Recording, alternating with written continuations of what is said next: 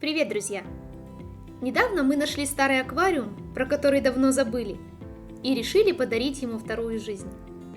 Аквариум абсолютно целый, но очень грязный, и первым делом нужно хорошенько его очистить. Для удаления таких загрязнений идеально подходит лезвие канцелярского ножа.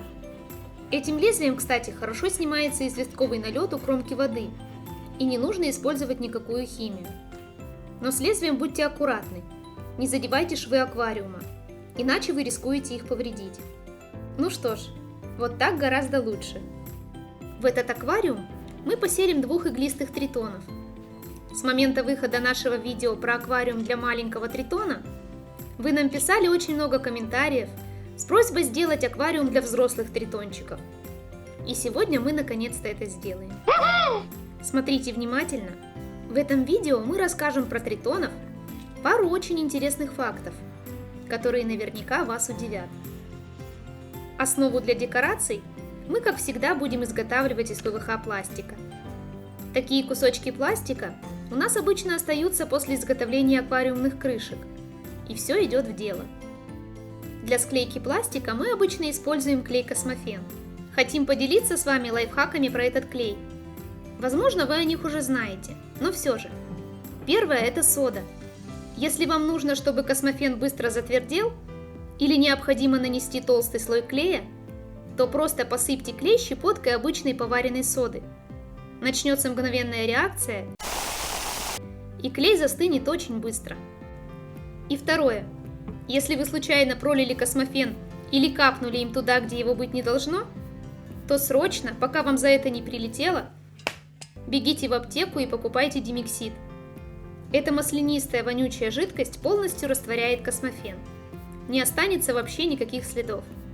С суперклеем это тоже работает.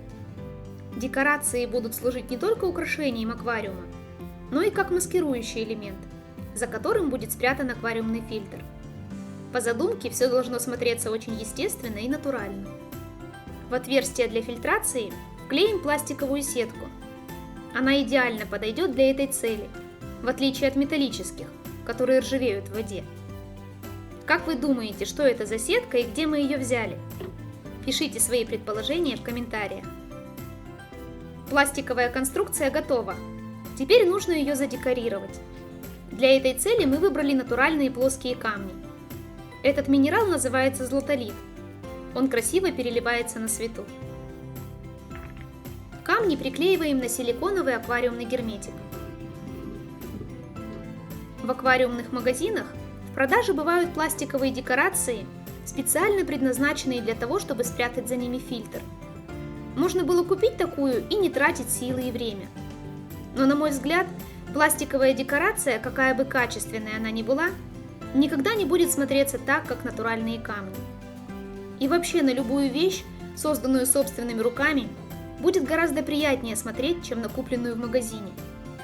Проходишь такой мимо аквариума, который сам склеил и обустроил, и каждый раз думаешь, какой же я молодец, такую красоту сделал.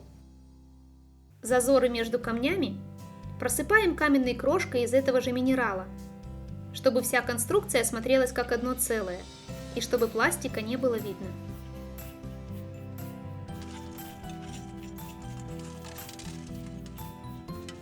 Теперь нужно проделать отверстие для выхода воды из фильтра.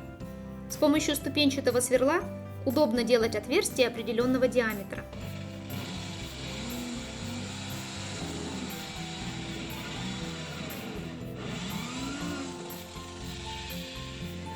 Мы взяли самый простой китайский фильтр и сейчас установим его в аквариум.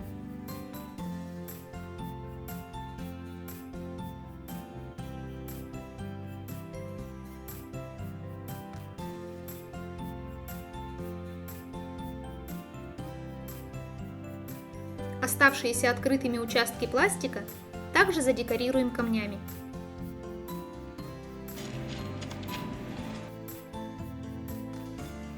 Уберем весь лишний пластик, чтобы его вообще не было видно.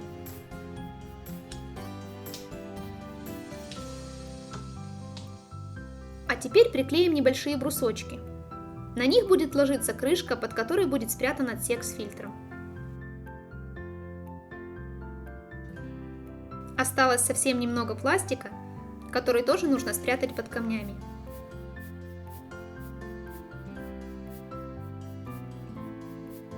В одном из наших последних видео мы делали деревья из мха, и сейчас этими деревьями украсим террариум.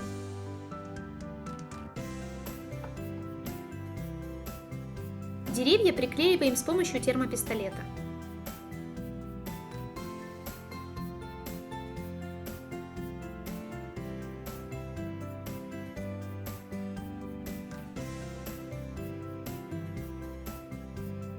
Клей и герметик полностью просохли, и можно приступить к запуску нашего акватеррариума.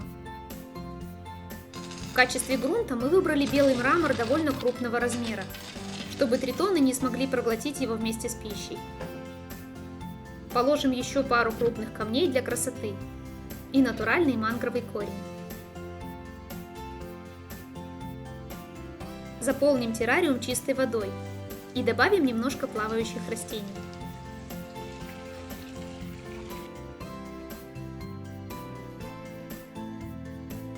А вот и первый житель.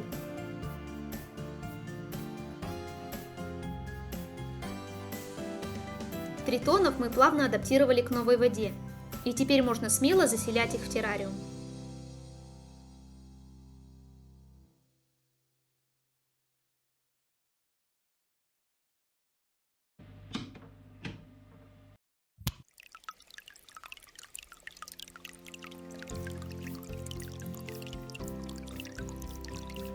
По-моему, получилось очень красиво. А вы как думаете? Вообще на видео кажется, что все очень быстро и просто. Но на самом деле на такие проекты уходит очень много времени и сил. В любых самоделках неизбежно случаются какие-нибудь косяки. Приходится что-то переделывать, а порой даже начинать с самого начала. К тому же DIY видео гораздо сложнее продвигать на YouTube, чем какие-нибудь челленджи или пранки. Поэтому нам очень нужна ваша поддержка. Напишите пару комментариев, поставьте лайк и поделитесь этим роликом с друзьями. Ведь для вас это совсем ничего не стоит, а нам это действительно важно. Ну что ж, наши тритоны быстро освоились и прекрасно себя чувствуют в новом террариуме. Мне очень нравятся эти тритоны. Они похожи на маленьких динозавров или Годзиллу. А вы знали, что иглистых тритонов отправляли в космос? Причем много раз. Впервые тритоны побывали в космосе больше 30 лет назад. Ученые исследуют их способность к регенерации в условиях космоса. Кстати, на нашем канале есть очень интересное видео про регенерацию аксолотля. Мы показали, как у молодого аксолотля заново выросла потерянная лапа. У тритонов по бокам есть интересные оранжевые шишечки. Вот они. Знаете, что это такое? Это выпирающие концы ребер тритона. Поэтому иглистых тритонов еще называют ребристыми. На концах ребер находится ядовитое вещество. Когда тритон оказывается в пасти хищника, он тут же выделяет это вещество, которое вызывает раздражение и жжение. И хищник сразу выплевывает свою добычу. Так что после того, как вы подержали в руках своего тритончика, не стоит облизывать пальцы. Лучше сразу их вымыть. А еще лучше вообще не брать тритонов на руки, потому что они этого не любят. Иглистые тритоны активны в дневное время суток, и за ними очень интересно наблюдать.